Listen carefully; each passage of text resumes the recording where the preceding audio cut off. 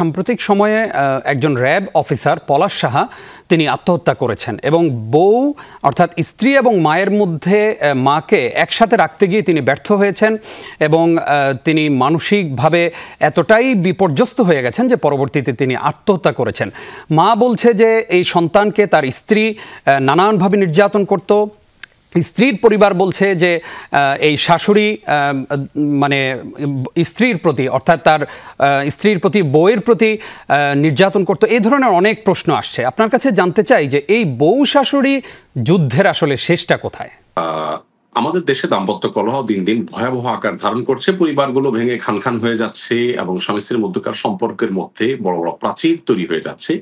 এটি কেন হচ্ছে সেটি এখন রিসার্চ করাটা সময়ের সবচেয়ে প্রয়োজনীয় কাজগুলোর একটি। পরিবার ব্যবস্থাপনা ভেঙে পড়লে একটা দেশের সকল ব্যবস্থাপনা মুখ থুবড়ে পড়ে যেতে পারে।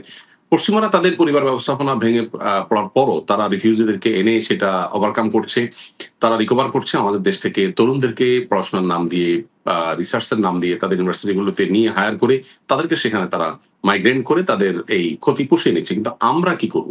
বিধায় এই জায়গাটাতে আমার কাছে মনে হয় যে নতুন করে ভাবনার সুযোগ রয়েছে এবং প্রয়োজন রয়েছে। এই যে ঘটনাটি আমরা শুনলাম যে বউ এবং শাশুড়ি তাদের উভয়ের যে মনোমালিন্য এবং উভয়ের যে আপনার পার্থক্য, মতবিরোধ, সেটা একজন স্বামীকে আপনার আত্মাহুতির দিকে তাকে নিয়ে গেছে। এটি খুবই দুর্ভাগ্যজনক একটি বাস্তবতা। এরকম ঘটনা একবার নয়, বারবার করে আমরা শুনতে পাই এবং অহরহ আমাদের দেশে ঘটে থাকে।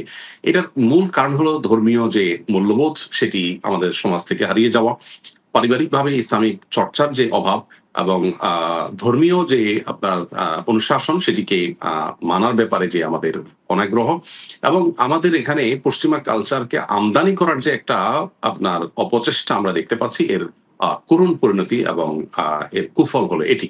বিধায় এই জায়গাটাতে আমাদের বিশেষভাবে মনোযোগ দিতে হবে যে আমাদের নিজস্ব সংস্কৃতি সেটি আমাদের জন্য অনেক ভালো। পশ্চিমারা আমাদের চাইতে জ্ঞানে, জাগতিক জ্ঞানে, বিজ্ঞানে এবং তথ্য প্রযুক্তিতে, অবকাঠামোতে অনেক দিক থেকে এগিয়ে থাকলেও পরিবার ব্যবস্থাপনায় এবং দাম্পত্য সুখের বেলায় আমরা তাদের চাইতে অনেক ভালো আছি এবং অনেক অগ্রসর আছি।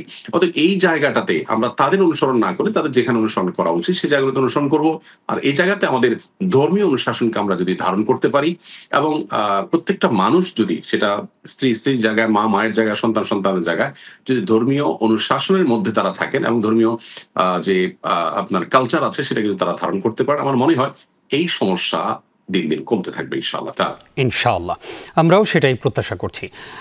এবার আরেকটি ভিন্ন প্রশ্ন করতে চাই যে আমরা আরও একটি ঘটনা সাম্প্রতিক সময় দেখেছি যে সাভারে এক মেয়ে জান্নাতুল জাহান শিফা, সে তার বাবাকে ছুরিকাঘাতে হত্যা করেছে ঘুমের ওষুধ খাইয়ে।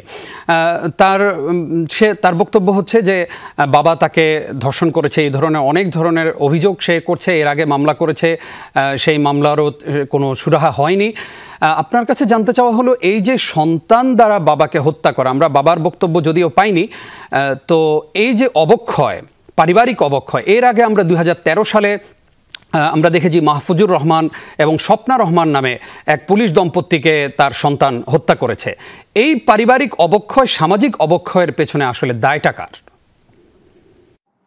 ধন্যবাদ আপনাকে। দেখুন, এটি আজকে আমাদের জন্য খুবই ভয়াবহ একটি বাস্তবতা যে দিন দিন বাবা বলুন, বাবার কাছে মেয়ে নিরাপদ না, মেয়ের কাছে আপনার তার সন্তান নিরাপদ না, বাবার কাছে মেয়ে নিরাপদ না, মেয়ের কাছে বাবা নিরাপদ না। এরকম একটা কঠিন বাস্তবতার মুখোমুখি আমরা হয়েছি আমাদের নৈতিক অধঃপতন চরম পর্যায়ে পৌঁছার কারণে। বিধায় আমার কাছে মনে হয় যে আমাদের সমাজ ব্যবস্থাপনা যে ভেঙে পড়ছে এবং মুখ থুবড়ে পড়ছে সেটির একটা ইন্ডিকেটর এটি। এবং পর্ন ইন্ডাস্ট্রি সেটিকে ওপেন রাখলে এবং পর্ন ভিডিওগুলোর রাস্তা ওপেন রাখলে, ওপেন যে সেক্সুয়াল কালচার এবং ওপেন কালচার আমাদের সমাজে এটা যদি আমদানি করার এই নিয়ম বা এই পদ্ধতি বা এই সিস্টেম যদি আমরা অব্যাহত গতিতে আমাদের সমাজে আনতে থাকি, তাহলে সেক্ষেত্রে এই ভয়াবহতা আরো বাড়তে থাকবে।